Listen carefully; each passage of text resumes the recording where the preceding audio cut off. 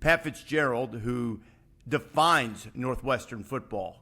They've had 5 10-win seasons in the history of the program. He was the head coach for 3 of them and a player in another one. He's the winningest coach in program history. They have 6 bowl wins. He was the head coach for 5 of them. He's more than doubled the next closest competitor in terms of Northwestern's all-time wins list. And for much of my life, Northwestern was a punchline and a joke prior to the run when Pat Fitzgerald was a player, and certainly prior to what he accomplished as a head coach. There were ups and downs. That's sort of part and parcel of being the coach at Northwestern, on the field, I mean. But this scandal that rocked the foundation of the program that he had built, that called into question what virtually everyone in the sport thought that they knew about Pat Fitzgerald, was shocking to me. If you had said to me a day before this scandal broke, there's going to be a program that's going to be hit with hazing allegations, they are going to be salacious in nature, there's going to be a sexualized content to the hazing, name 5 or 6 coaches and programs that you can guarantee won't be on the list. Prior to this story breaking, Pat Fitzgerald and Northwestern would have easily made my list, and yet here we are, Fitzgerald fired and Northwestern reeling as a result in the aftermath. Yeah, Rece, I mean, from the macro, it's a stunning turn of events. There's no other way to characterize it. Pat Fitzgerald is the single most important person in the history of Northwestern's athletic department. As a player, he transformed the program. As a coach, he made them relevant for an extended period of time. And I know the on-field results in recent years, particularly the last 2, weren't great, but they were relevant and competitive, which they weren't in the generations that preceded Pat Fitzgerald. So from the big picture, he would have been the 5th longest tenured coach in college football had he made it into this season, which would have been his 18th season. And just the fact that Pat Fitzgerald is no longer the coach at Northwestern in general is a pretty jarring thing, because it's just been such a consistent thing for the sport. You think about, he could have had the Michigan job, when Rich Rodriguez got it. He's had countless opportunities and countless phone calls to leave, and he's the guy who just stayed loyal there forever. And I would sum things up this way. I think it's understandable that the university got to where they did because of the hazing allegations that were raised in the report. It's confounding the process in which this unfolded, with the 2-week suspension, basically a summer vacation buried under the rug. The school paper reveals the details that were in the executive report that still nobody has seen, and the school has said will not be put out. And then he's fired 48 hours later. So I understand how they came to the decision they did, but the process in which it unfolded has been clunky, embarrassing, and really just a black eye on the school that needed to be publicly embarrassed to do what it then said was the right thing.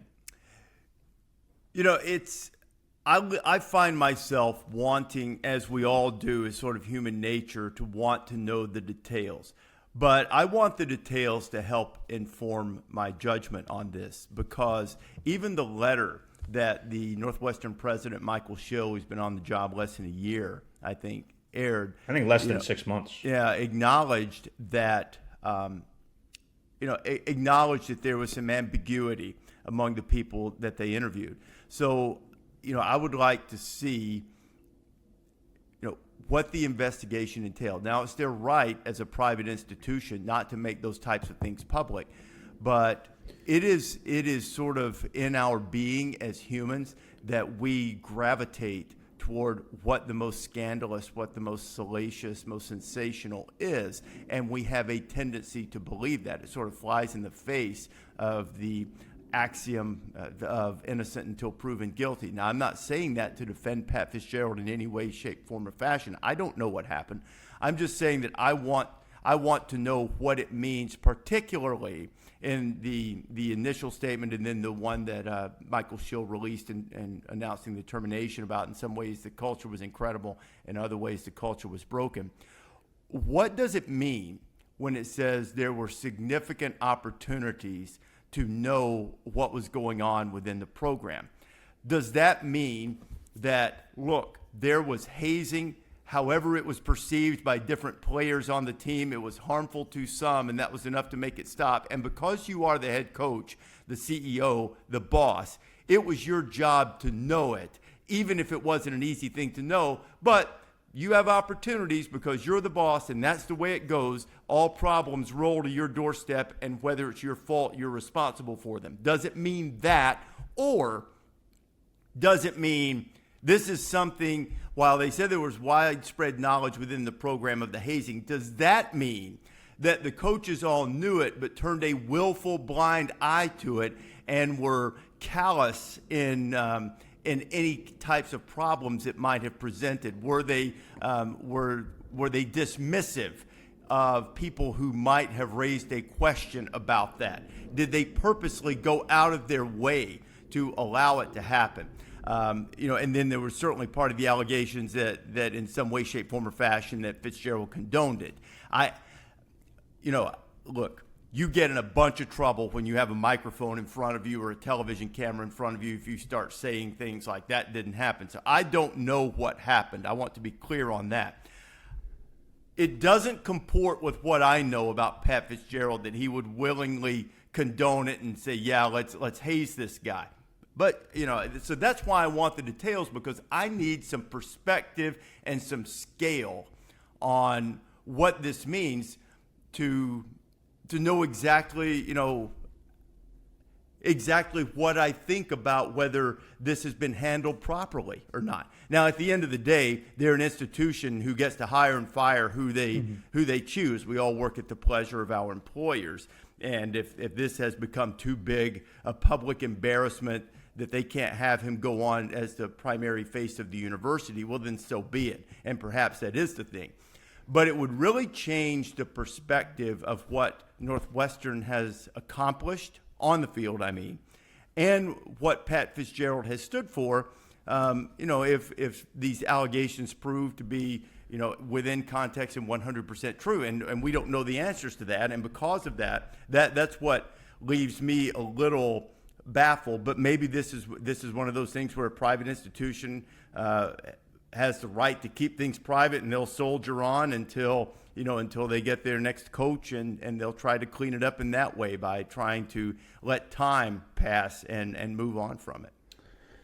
Yeah, I think, Rece, that the thing that bugs me about the way this process was handled is that college presidents trot out the transparency and accountability. That's like right out of the college president handbook. We're going to have transparency and accountability, right?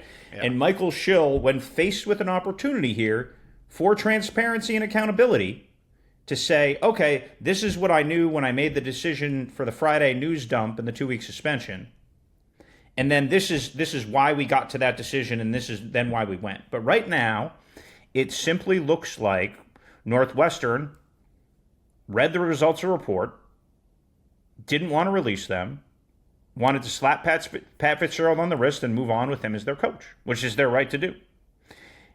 But then when things went sideways, the fact that they didn't release it, to me, says that they basically got embarrassed by the school paper into making this decision. I mean, that's really, I think, a quick synopsis of this. And then, again, I'm not defending the hazing. I mean, nobody's arguing the hazing happened, right? Nobody's arguing the hazing happened. It clearly happened. I think they said 11 people acknowledged it. Mm-hmm. The ambiguity here, Rece, to speak to your point, is what Pat Fitzgerald could have known. Now, he very clearly denied that in his statement last night. He said, Attorney Maggie Hickey conducted a thorough investigation spanning several months into the allegations that led to my termination.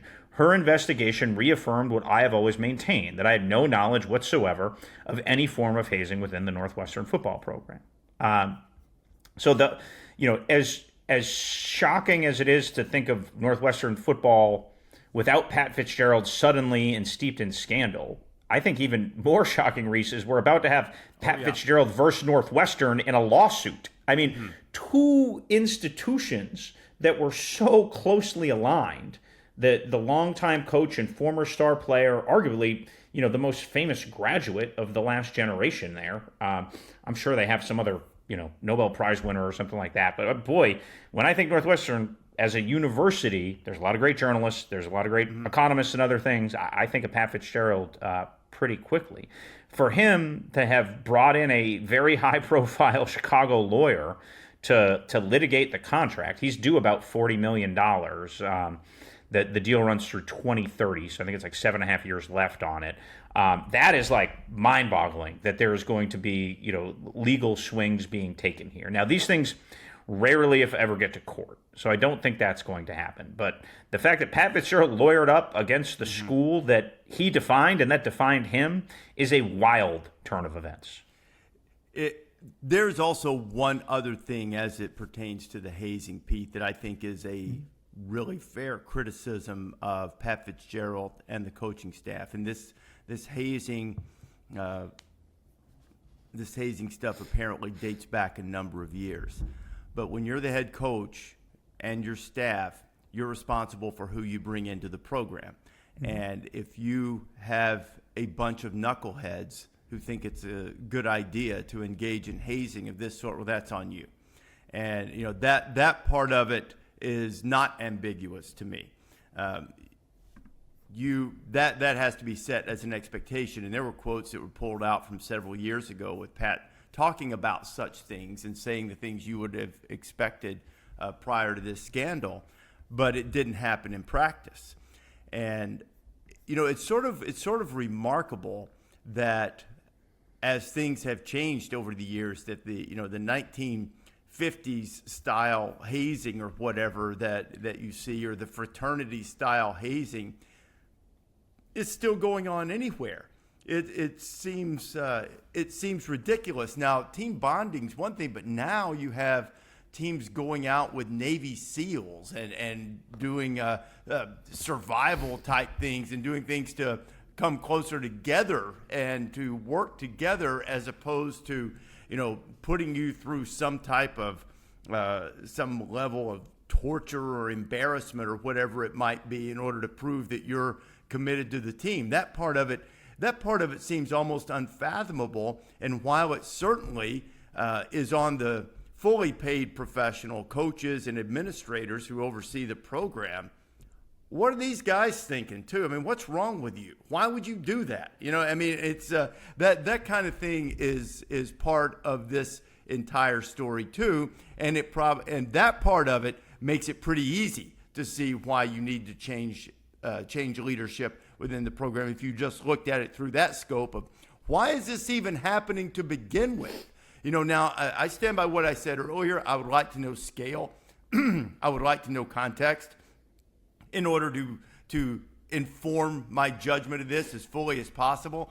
But I don't see any reason why I would say, oh, yeah, okay, I forget that. It's ridiculous that this type of thing goes on in this day and age. There are a lot of ways for guys to pull together and have bonding experiences. They all don't have to be serious survival training, but none of them include the type of allegations that were put forth in this Northwestern situation.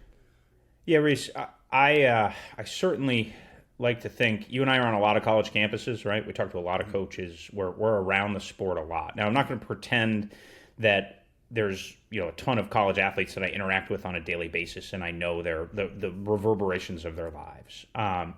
But I was, being someone who's on a lot of campuses and being around, I was generally really surprised that the scope and then just the nature of it and the systemic nature of that was surprising to me, that happened anywhere. And it was, I guess, somewhat surprising that it happened at Northwestern. But boy, that this stuff still went on. Like, look, do you make guys sing Christmas carols or the fight song? Sure. No, silly stuff. Yeah, maybe a haircut kind of thing you hear about here and there. Yeah, and it's been interesting talking to coaches the last couple of days. They talk about, like, I've heard some stuff about, like, boxing in the locker room is sort of like one of the big initiations that still happens now. You get guys to kind of, freshmen to swing at each other to show toughness. So I don't want to be naive. There is still sort of that machismo that exists, and the proving you belong is still a big part of athletics in general, not just at the college level. You see it at the NFL level, you see it at the high school level.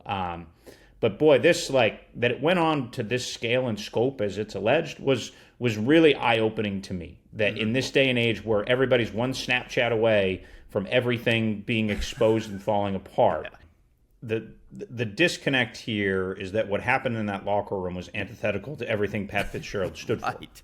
And that's the part that's mind-bending about all this, because Pat Fitzgerald was sort of one of the paragons of the game, meaning when he spoke of college football, you listened, because he had built that credibility, built it as a player, and he built it as a coach. I can't tell you, Rece, how many text messages I received last night. I mean, my phone was flooded. I couldn't keep up.